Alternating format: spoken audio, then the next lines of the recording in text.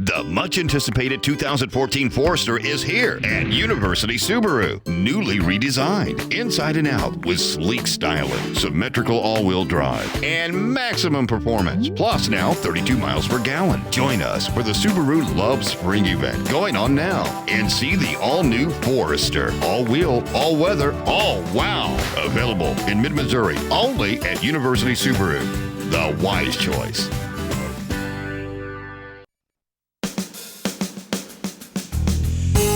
Good morning and welcome to Radio Friends on this Wednesday, February the 5th. We have two topics today.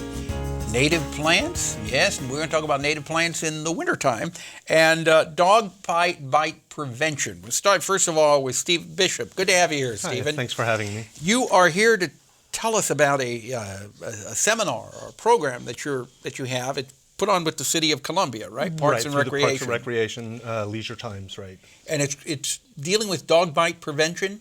Right, and specifically the supervision of children and dogs when they're together.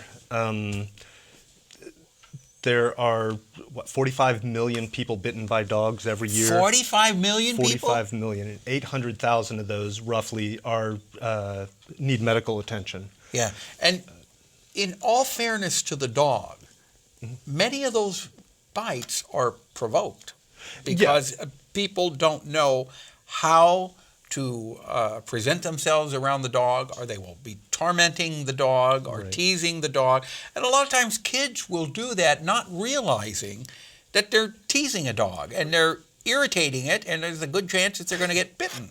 Right, and that's specifically what we're going to talk about is the signs to look for when a dog is uncomfortable. Things like yawning, lip licks, panting when they're not thirsty. You're saying if a dog starts yawning?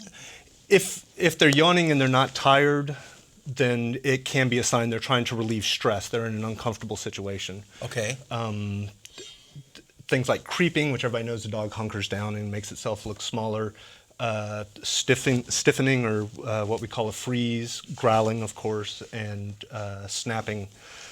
These are all steps that a dog may take before they actually bite. Yeah. And most people aren't familiar with those, and that's what we're going to talk about. Are you talking to parents specifically about kids going up and maybe when kids go up and they think they're petting a dog, but they're pulling their ears, or they're pulling their tail, or they're grabbing a hold of their mouth and twisting it?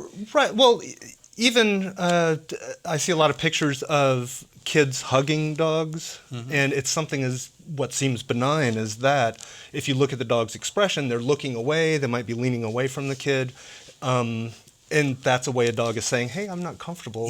Maybe just leave me alone. I appreciate you not doing that. So you're going to talk about all the subtle signs that you look for. Right, and we'll also talk about the more overt signs, some of the more overt signs. Also, when kids and dogs are playing, the dog may get over-aroused, overexcited, and just kind of loses control, and they may nip or bump into the child and knock them over, and the child can get hurt in those instances also. So when is the class going to be? The class is going to be February 25th from 6 o'clock to 7 o'clock. Is there a charge for the class? There is a charge. It's $10. You have to go through Parks and Recreation, and pre-registration is required. Okay, so you go to columbiamall.com.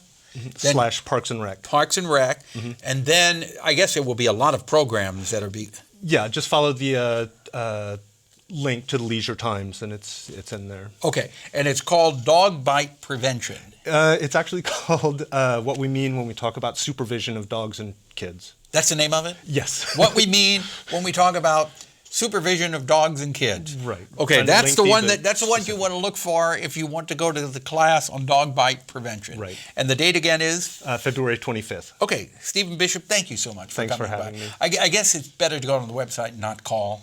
They can contact me if they want to at bishopsgatetraining@gmail.com. Okay. And I can point them in the right direction also. Okay, otherwise just go to columbiamall.com. Right. Thank you very much, Stephen. Good having you here.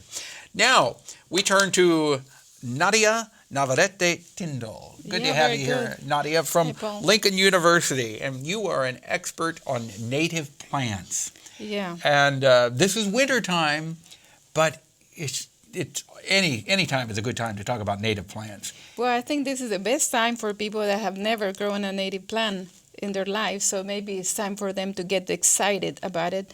And for those that have it, we have to remember that we are doing a good job by just leaving them alone in the winter. So if you got native plants, don't do anything to them. Just leave them alone because they are designed to live in this area with these conditions. Yeah, in other cases, when we talk about landscaping with native plants, you have to treat them like any other native plant in a landscape.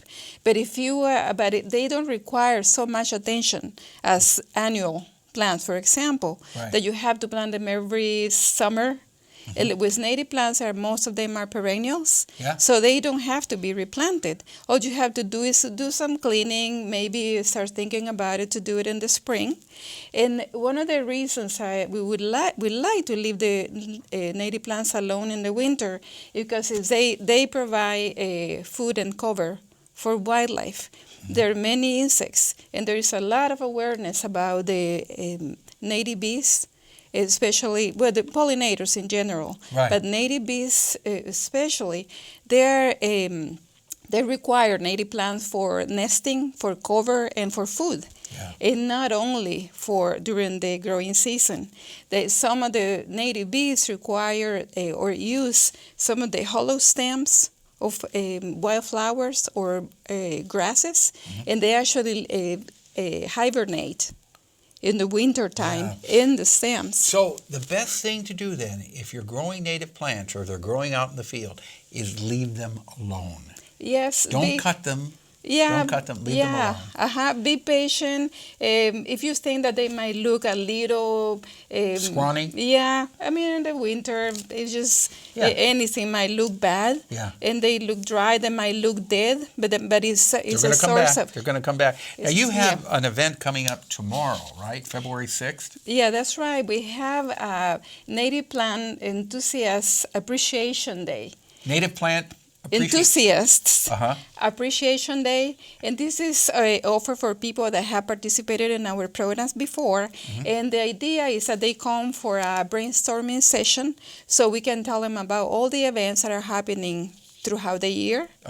So, and we just want to make them aware and thank them for being with us. Okay, so what do they do now for this? They actually they can become volunteers to help us maintain the gardens. The Native Plant Outdoor Laboratory that we have at Lincoln. So how do they get more information on this? We have a Facebook page that is, it's just, you just look for us under Lincoln University Native Plants Program in Facebook, and we list our events. Okay.